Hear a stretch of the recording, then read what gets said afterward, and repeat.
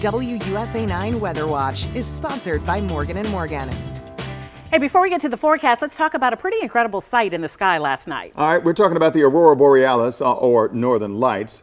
It could be seen by stargazers as far south as Nebraska and central Iowa yesterday, but there were even a few people in Virginia who got a chance to see it. All right, so let's get to Caitlin. And Caitlin, we understand that you have some photos to share with the most important note here. The views in Virginia were seen or were not seen with the naked eye. Yeah, you had to have a camera and a pretty special lens to be able to capture image like this. These photos that we're about to show you were captured with just that, special exposures on their cameras. I didn't get any reports of people seeing the aurora with their eyes alone. First, these photos were posted online by Peter Forrester. I mean, just stunning. This was taken over Shenandoah National Park. He got some of the Milky Way in there as well. Just beautiful, even if you couldn't see it by the naked eye. And here's another shot from the National Weather Service in Montana. The aurora there was said to be visible without cameras, and just stunning. So what exactly is the aurora and why were we able to see it across parts of the DMV? Let's start with the basics. Earth's magnetic field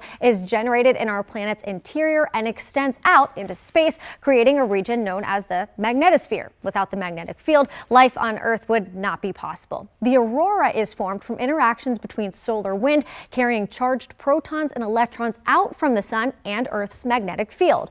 Those particles travel along the magnetosphere and enter Earth's atmosphere, where the field is the weakest, right near the poles. Those electrons then collide with molecules and atoms in our atmosphere, and those collisions cause varying colors based on which height they occur at and the types of molecules that they hit. So when the solar wind increases in wind speed, like it did over the weekend thanks to a geomagnetic storm, activity increases and the aurora becomes brighter and more visible and moves farther away from the poles, which is why we're able to see it across parts of our region. And they were high in the sky, which is what gave them that red hue like we saw there in those beautiful colors. So not nearly as exciting as our forecast today, but it is still really nice if you're looking